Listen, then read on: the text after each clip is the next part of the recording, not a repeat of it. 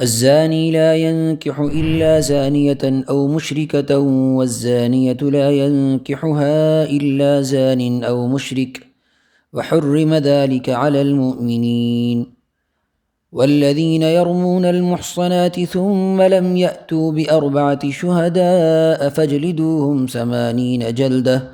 ولا تقبلوا لهم شهادة أبدا وأولئك هم الفاسقون إلا الذين تابوا من بعد ذلك وأصلحوا فإن الله غفور رحيم صدق اللہ العظیم۔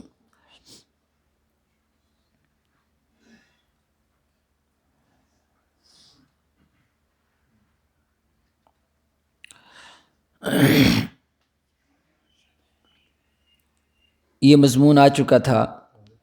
کہ اللہ تعالیٰ نے انسان کی فطرت کو چونکہ پاک بنایا ہے،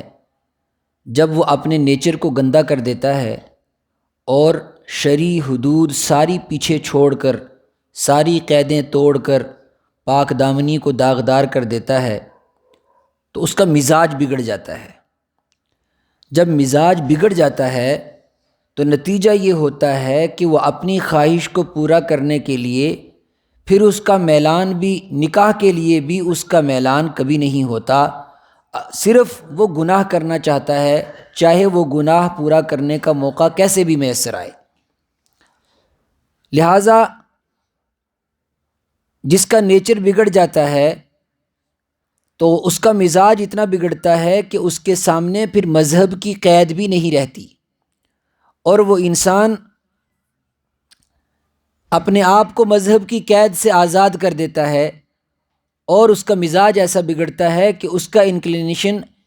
ایسی گندی عورتوں کی طرف ہوتا ہے یا پھر مشرک عورتوں کی طرف ہوتا ہے جس کو ایک پاکیزہ فطرت والا انسان پسند نہیں کرتا۔ تو وہ اصول بیان کیا کہ انسان کی فطرت بگڑ جاتی ہے، جو بدکار ہے اس کی فطرت بگڑ جاتی ہے، اور وہ ہمیشہ اس کا انکلینیشن ایسی عورت کی طرف ہوتا ہے جو خود بد کردار ہو، تو بد کردار کا مزاج بد کردار کے ساتھ ہی ملتا ہے یا پھر مشرک عورت کے ساتھ ملتا ہے۔ اس کے بعد آیت نمبر 3 ہے جس میں اللہ تعالیٰ نے ارشاد فرمایا کہ وہ لوگ جو پاک دامن عورتوں پر الزام لگاتے ہیں، یا پھر اسی طریقے سے پاک دامن مردوں پر الزام لگانے والے مرد یا عورتیں، ثم لم یأتوا بأربعۃ شہداء، اور الزام بغیر کسی دلیل کے لگا دیتے ہیں اور 4 گواہ نہیں لا پاتے، فجلدوہم 80 جلدہ، اس کی سزا یہ ہے کہ انہیں 80 کوڑے مارے جائیں، ولا تقبلوا لهم شہادتا ابدا، اور زندگی میں کبھی ان کی گواہی قبول نہ کی جائے، واولئک هم الفاسقون، اور اللہ کی نظر میں یہ انسان فاسق، فاجر اور حد سے آگے بڑھنے والے ہیں۔ اب دیکھو، بدکاری کی سزا کتنے کوڑے؟ 100 کوڑے، اور بدکاری پر گفتگو کرنے والا، گواہی نہ لانے والا اور کسی پر الزام لگانے والے کی سزا کتنے کوڑے؟ 80 کوڑے، صرف 20 کوڑوں کا فرق، قریب قریب ایک جیسی سزا۔ جرم کی بھی وہی سزا اور جرم پر تبصرہ کرنے کی بھی وہی سزا۔ کیا وجہ ہے؟ اصل میں جرم کی جو سزا ہے تو وہ تو اللہ تبارک و تعالیٰ نے متعین کی کہ 4 گواہ کوئی لے کے آ جائے، جرم ثابت ہو جائے۔ جب جرم ثابت ہو جائے تو اب اس کو چھپایا نہ جائے، اس لیے کہ اگر اب بھی اس کو چھپایا جائے گا تو معاشرے کو اس سے نقصان پہنچے گا۔ لیکن اگر کسی انسان کا جرم ثابت نہیں ہوتا، کوئی انسان 3 گواہ نہیں لا پاتا، اب اگر وہ گفتگو کرے گا تو یہ ایسا ہی ہوگا جیسے کیچڑ میں جو ہے پتھر کو مار رہا ہے۔ جتنا گناہ کا چرچا ہوگا، جتنا گناہ پر تبصرہ ہوگا، اتنا گناہ کا ماحول اور بنے گا، اتنا بے حیائی کا ماحول اور بنے گا۔ اس لیے شریعت نے اصول دیا، یا تو صاف صاف بات کرو، 4 گواہ لے کر آؤ اور گناہ کو ثابت کرو تو حد جاری ہوگی، اور اگر کوئی ایسا نہیں کر سکا تو جو بات کرنے والا ہے اس کو 80 کوڑے مارو۔ کیوں وہ ایسی باتیں کرتا ہے معاشرے کے اندر؟ اس لیے کہ گناہ کا اتنا نقصان نہیں ہوتا جتنا گناہ پر چرچا کرنے کا ہوتا ہے، گناہ پر تبصرہ کرنے کا ہوتا ہے۔ وہ تبصرہ کرتا ہے، اور آج کل یہ بہت ہے، تھوڑی سی کسی کی بات ملی پھر پورے معاشرے میں اس کا تبصرہ ہوتا ہے، فلاں نے ایسے کیا، فلانا ایسا، فلانا ایسا۔ ہر انسان دوسرے کی کردار کشی پہ لگا ہوا ہے، اور اللہ تبارک و تعالیٰ کے یہاں انسان کی، مرد اور عورت کی عزت اور پاک دامنی کی بڑی قیمت ہے۔ یہاں تک کہ حدیث کے اندر آیا کہ وہ انسان جو اپنی عزت کی حفاظت میں لڑتا ہوا مر گیا وہ شہید ہو گیا۔ تو ایک ایمان والے کی عزت کی اللہ کے یہاں بڑی قیمت ہے، لہٰذا اللہ تعالیٰ نے فرمایا کسی انسان کو یہ حق نہیں ہے کہ ناحق بغیر کسی ثبوت اور بغیر کسی دلیل کے اور بغیر کسی ٹھوس ثبوت کے کسی انسان کی عزت کے بارے میں گفتگو کرے۔ لہٰذا ہر انسان کو اپنے کردار کی فکر کرنی چاہیے، دوسرے کے کردار کے بارے میں بات کرنے سے پہلے شریعت کا یہ قانون سامنے رکھنا چاہیے۔ آج کل بہت زیادہ ایسا ہوتا ہے کہ ایک دوسرے کے بارے میں، کسی مرد یا کسی عورت کے بارے میں یوں ہی تبصرہ چل جاتا ہے اور یوں ہی باتیں، فلانا جی فلانا ایسے کاموں میں لگا رہتا ہے۔ اگر شرعی ضابطہ ہو، شرعی حد جاری ہو جائے تو وہ انسان جو کسی کے بارے میں گفتگو کر رہا ہے بغیر گواہوں کے، تو شرعی عدالت اس کے اوپر 80 کوڑے لگائے گی، اور اگر 80 کوڑے آج نہیں لگ رہے یا کسی وجہ سے حد جاری نہیں ہو رہی تو اس پر فرمایا اگر حد جاری نہیں ہو رہی تب بھی اس کی نظر، اللہ کی نظر میں اس کی حیثیت کیا ہے؟ اولئک هم الفاسقون، یہ فاسق اور فاجر ہو جاتا ہے وہ انسان جو کسی کے کردار پر بات کرتا ہے۔ الا الذین تابوا من بعد ذلک واصلحوا،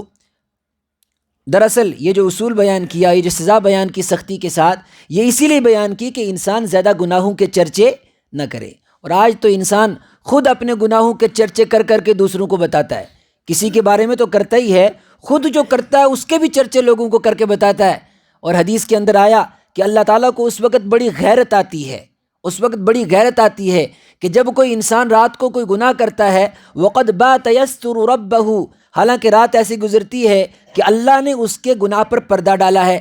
پھر صبح کو اٹھتا ہے، لوگوں کو کہتا ہے، دوستوں کو سناتا پھرتا ہے، عملت البارحۃ کذا و کذا، میں نے رات کو ایسا ایسا کیا،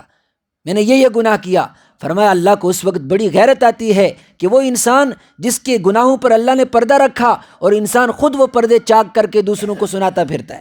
تو اللہ تعالیٰ کو ہرگز یہ پسند نہیں ہے کہ گناہ پر تبصرے کیے جائیں اور گناہ پر چرچا کی جائے، اور خاص کر وہ گناہ جس کا تعلق معاشرے کے ساتھ ہو، جس کا نقصان معاشرے کو پہنچتا ہو۔ کسی کی پاک دامنی اور عفت پر کسی کو انگلی اٹھانے کا حق نہیں ہے۔ الا الذین تابوا من بعد ذلک، ہاں وہ لوگ جنہوں نے توبہ کر لی، واصلحوا، اور اپنی زندگی کو درست کر دیا، یعنی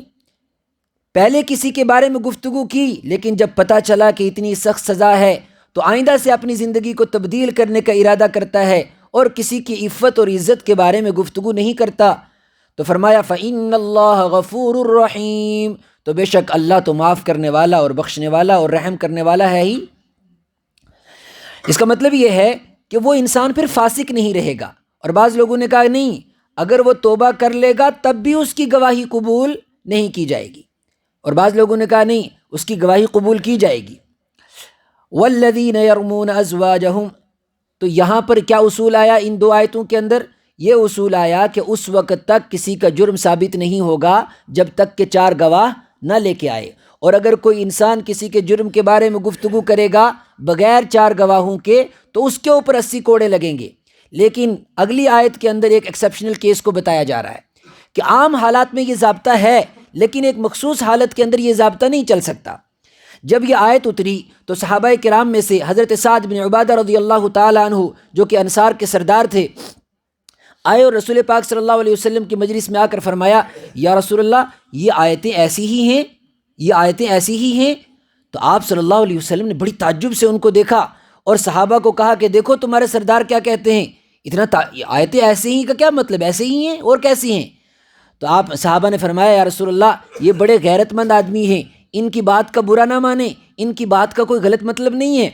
تو اس پر حضرت سعد بن عبادہ رضی اللہ تعالیٰ نے فرمایا یا رسول اللہ یہ جو گواہی کا جو نصاب بیان کیا گیا کہ 4 گواہ لے کر آئیں، یہ انسان عام حالت میں تو چل سکتا ہے، لیکن اگر یہی بات اگر خدا نہ خواستہ اپنی بیوی کے بارے میں کوئی دیکھے تو یہ کیسے ہوگا؟ وہ انسان 4 گواہوں کو تلاش کرے گا، اور اگر 4 گواہوں کو تلاش کرنا ضروری ہو جائے اور جب تک 4 نہ ملیں تب تک انسان کو اپنے منہ پر انگلی رکھنی پڑے، خاموشی اختیار کرنی پڑے، تو وہ بیچارہ اپنی بیوی کو اپنے نکاح میں کیسے رکھے گا؟ جس کو بد کرداگی کی حالت میں دیکھا اور جس کو گندی حالت میں دیکھا وہ اپنے نکاح میں اس کو کیسے رکھے گا؟ اور اسی طریقے سے 1-2 واقعے اور بھی ایسے پیش آئے۔ تو تھوڑا سا عرصہ گزرا، شاید ایک دن ایسا گزرا، ایک اور صحابی ہیں حضرت ہلال ابن امیہ رضی اللہ تعالیٰ عنہ، ان کے یہاں ویسا واقعہ پیش آ گیا، ان کے گھر میں ایسا واقعہ پیش آ گیا۔ حضرت ہلال بن امیہ خاموش تھے اور انہوں نے جا کر حضرت سعد بن عبادہ سے تذکرہ کیا کہ میرے ساتھ ہی ایسا واقعہ پیش آ گیا۔ تو بعد میں یہ ہوا، اس پر یہ آیتیں اتری کہ نہیں، جو بیوی والا کیس ہے یہ گواہی کے معاملے میں اس سے الگ کیا جاتا ہے۔ وہاں یہ ہے، وہاں 4 گواہوں کی ضرورت نہیں ہے، بلکہ وہاں دونوں ایک دوسرے کے بارے میں قسمیں کھائیں، اور مرد عورت کے بارے میں دعویٰ کرے اور قسم کھائے، اور عورت مرد کے بارے میں دعویٰ کرے اور قسم کھائے، اور قسم کھانے کے بعد دونوں کو الگ الگ کر دیا جائے گا، اور دونوں کے درمیان لعان ہوگا۔ یہ شریعت کی ایک ٹرم ہے، لعان ہوگا، اور اس کا طریقہ قرآن نے بتا دیا کہ کیسے۔ جب لعان ہو جائے گا تو ان میاں بیوی کے درمیان جدائی ہو جائے گی اور وہ آپس میں ایک دوسرے کے نکاح سے بری ہو جائیں گے۔ اب وہاں پر 4 گواہ لانے کی ضرورت نہیں ہے۔ والذین یرمون ازواجہم، وہ لوگ جو اپنی بیویوں پر الزام لگائیں، ولم یکن لہم شہداء، اور ان کے پاس گواہ نہ ہوں، الا انفسہم، مگر انہوں نے خود ایسا دیکھا ہے۔ فشہادۃ احدہم 4 شہادات باللہ، تو ان میں سے گواہی،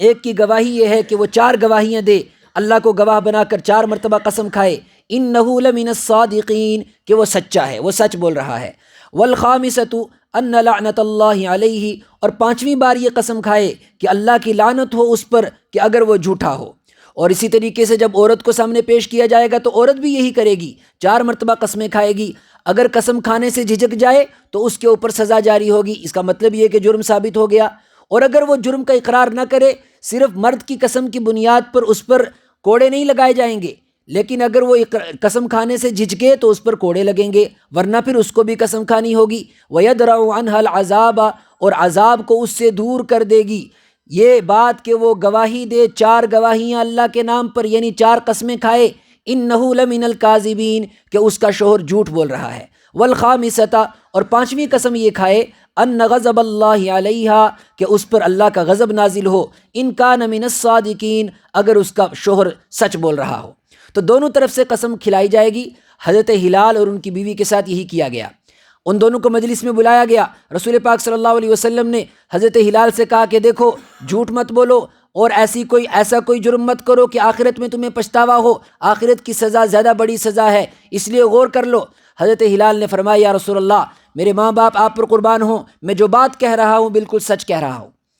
پھر ان سے یہ 4 قسمیں کھلائی گئی۔ اس کے بعد حضرت ہلال کی بیوی کو بلایا گیا، ان کو بھی کہا گیا کہ دیکھو، آخرت کی سزا بڑی سزا ہے، آخرت کی سزا سے ڈرو، دنیا کی سزا سے مت گھبراؤ اور سچ بات کہو۔ پہلے وہ تھوڑی سی جھجکی اور اس کے بعد اس نے کہا کہ میں اپنی قوم کو رسوا نہیں کروں گی، میرا شوہر جھوٹ بول رہا ہے۔ پھر اس کے بعد رسول پاک صلی اللہ علیہ وسلم نے فرمایا، جب میاں بیوی دونوں آپس میں قسم کھا لیں اور دونوں ایک دوسرے کے بارے میں لعان کر دیں تو اس کے بعد اب نہ تو عورت کے اوپر کوئی الزام لگایا جائے گا اور نہ ہی اس کی اولاد کو ولد الزنا شمار کیا جائے گا، بلکہ اولاد کو ماں کی طرف منسوب کیا جائے گا، باپ کی طرف منسوب نہیں کیا جائے گا۔ والخامسۃ، اور 5ویں قسم یہ کھائے، ان غضب اللہ علیہا، کہ عورت کے اوپر، عورت کہے کہ مجھ پر اللہ کا غضب ہے، ان کان من الصادقین، اگر میرے شوہر کی بات سچی ہو۔ تو گواہی کا نصاب جو 4 لانے کے لیے کہا گیا، شریعت کا جو حکم ہے، اس سے اس بات کو الگ کیا گیا کہ بیوی کے تعلق سے 4 گواہیاں لانے کی ضرورت نہیں ہے۔ آخری آیت، وَلَوْلَا فَضْلُ اللَّهِ عَلَيْكُمْ وَرَحْمَتُهُ وَأَنَّ اللَّهَ تَوَّابٌ حَكِيمٌ، اگر اللہ کا تم پر فضل نہ ہو اور اس کی رحمت نہ ہو اور یہ بات نہ ہو کہ اللہ بڑا توبہ قبول کرنے والا اور حکمت والا ہے، تو پھر کیا ہو، پھر تمہیں بہت نقصان پہنچے، یہ مسائل کا حل جو تمہارا رب تمہیں بتاتا ہے یہ تمہیں نہ پہنچیں اور یہ احکام تم تک نہ پہنچیں۔ اللہ تم پر فضل کرتا ہے، وہ تم پر رحم کرتا ہے، وہ تمہاری توبہ کو قبول کرتا ہے، یہ اللہ کی صفات ہیں۔ اس کا نتیجہ یہ ہے کہ اللہ تبارک و تعالیٰ تمہاری ہر موڑ پر، زندگی کے ہر موقع پر تمہاری رہنمائی کرتا ہے۔ اللہ تبارک و تعالیٰ ہمیں قرآن پاک کو سمجھنے کی توفیق عطا فرمائے۔